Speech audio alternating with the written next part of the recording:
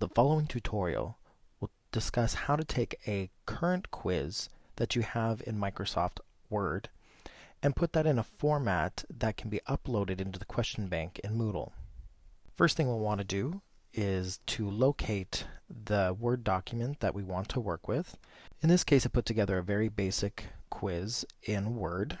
The next thing we need to do, because Microsoft Word saves files with hidden characters, we need to go in and highlight the text, do a select all,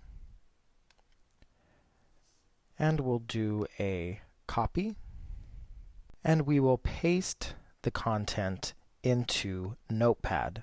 Now that we have the content in Notepad, we need to format this for GIFT, G-I-F-T formatting.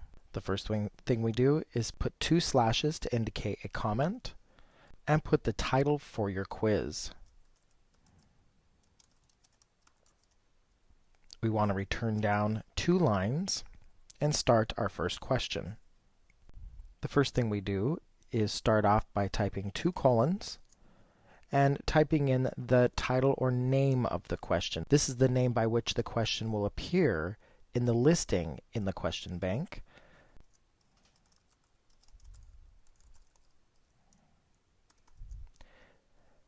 The next thing we do is actually put the question right after the question name. Since GIFT formatting uses the colon, equals, tilde, and backslash, in order to do math equations and use the equal sign, we have to go in just before the equal sign and precede it with the backslash. The backslash notes that anything after the backslash is to be thought of as a character and not as a part of the formatting within the GIFT formatting language. After the question, we put an open bracket, and before the correct answer, you want to put the equal sign, and before the wrong answer, you want to put a tilde.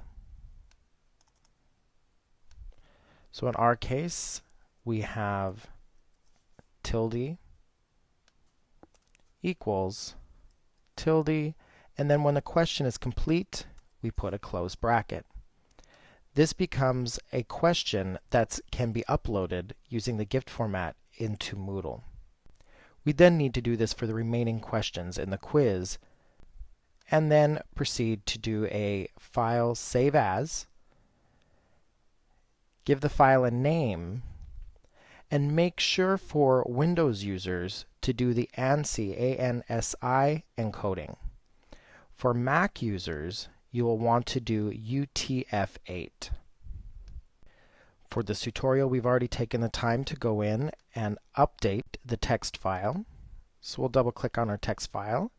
Again, colon, colon, question name, colon, colon, the actual question itself, making sure to put the backslash in front of the equals, open bracket, wrong answer,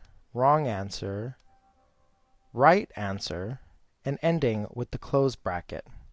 Again, for the next question, colon, colon, question name, how it will appear in the question bank, colon, colon, the actual question itself, open bracket right at the end, and then the equal sign in front of the correct answer, tilde in front of the wrong answers, and then the closed bracket.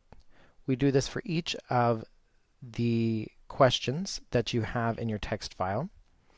When you're done formatting the file and saving as ANSI for Windows users and UTF-8 for Mac users, we go into our Moodle course.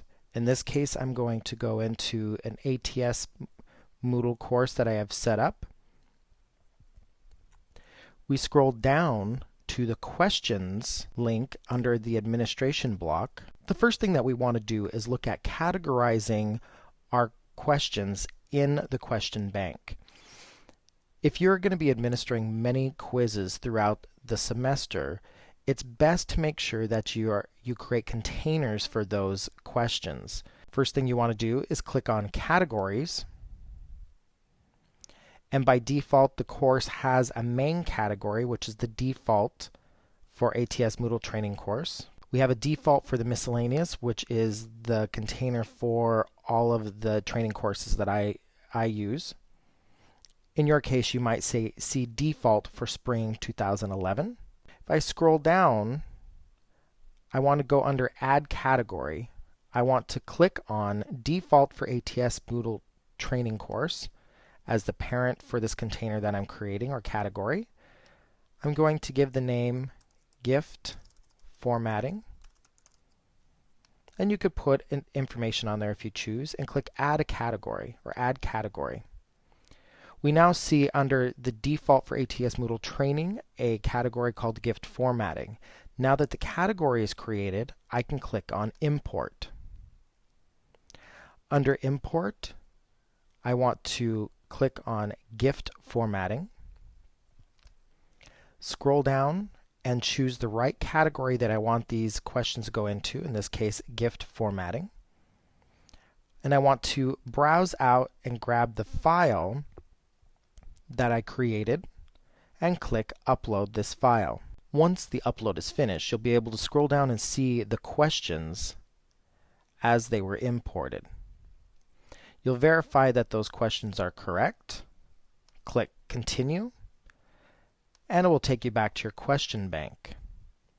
And we can see the question name. So again, remembering that the question name is the information that you put between the set of colons. And if you want to go in and actually edit the question, you can click on the edit icon to the left of that question.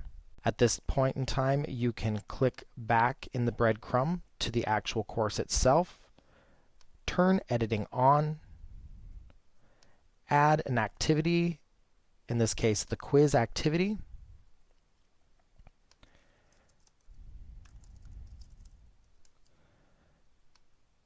and we're going to add the quiz. We are going to shuffle the questions, shuffle within the questions. We're only going to allow one attempt.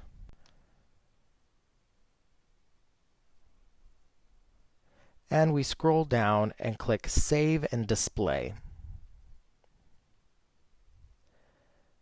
Now that we have the quiz, we can click on the Add to Quiz icon to the left of the question.